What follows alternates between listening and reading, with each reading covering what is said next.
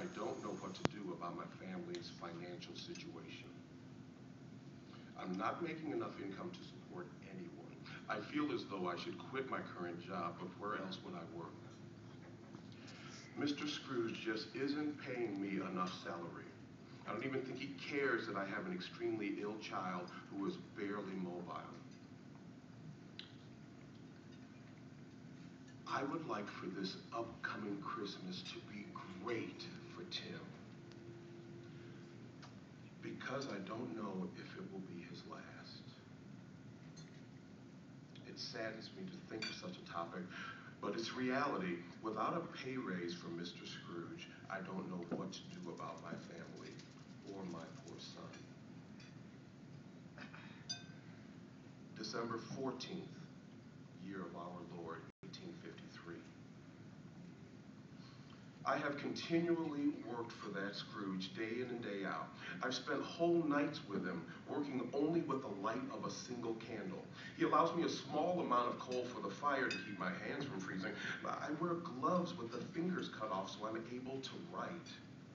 The pay is minimal. The only thing that keeps me from quitting is my family. The appreciation and sympathy from my wife and the look my children give me when I arrive home from work. My kids rush to the front door to give me a hug, and at a million words a minute, tell me all the day's events. It brings tears to my eyes to see Tim as he limps on his crutches to try to hug me. With all of the other children talking, his voice is drowned out. He knows what the future holds for him, and mark my words, that future will change. December 20th, year of our Lord, 1853. Christmas is only 5 days away. I've been saving up a little payments I receive, and the family is having just a little less to eat, and they all know why, especially the older children. Yet they all continue to be ever so grateful.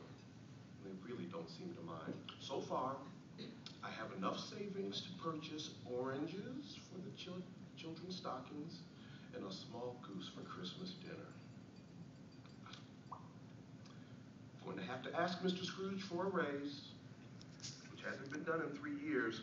It kills my pride to have to depend on that man.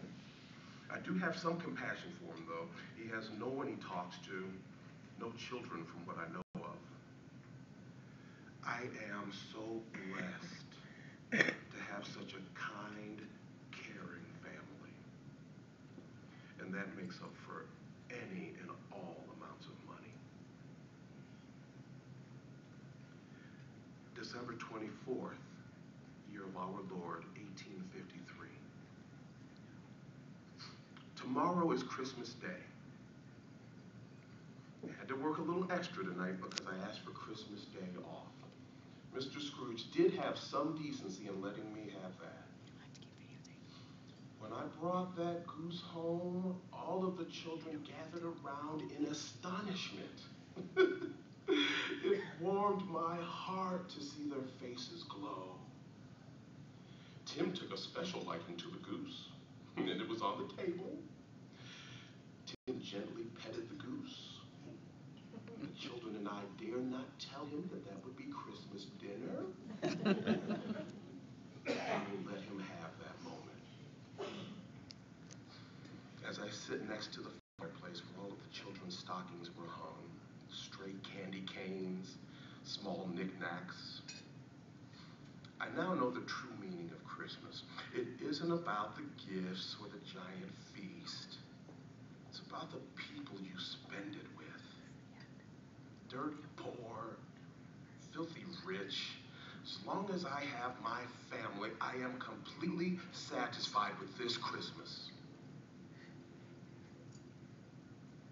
December 26th, year of our Lord, 1853.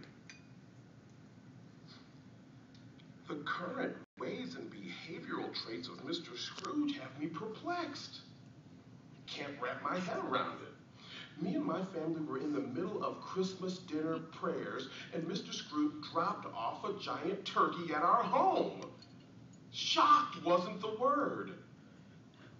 When I arrived at work late today, he smiled, gave me a raise, and now I'm his assistant. He also went around the neighborhood and passed out gifts to the people. He actually said Merry Christmas to Tiny Tim and patted him on the head. I sure hope Mr. Scrooge stays like this. And it's not just the spirit of Christmas finally catching up with him. January 2nd, year of our Lord, 1853. It's a new year and a new Scrooge.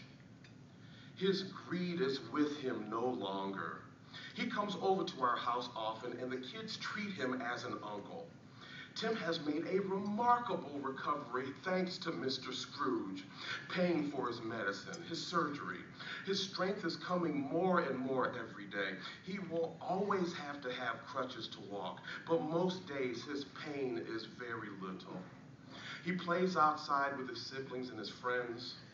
Ebenezer Scrooge, the man I disliked in so many ways, has now become a member of my family, and I am happy to welcome him. Mr. Scrooge has made it possible for Tiny Tim to continue with a normal life, and with that, I thank him.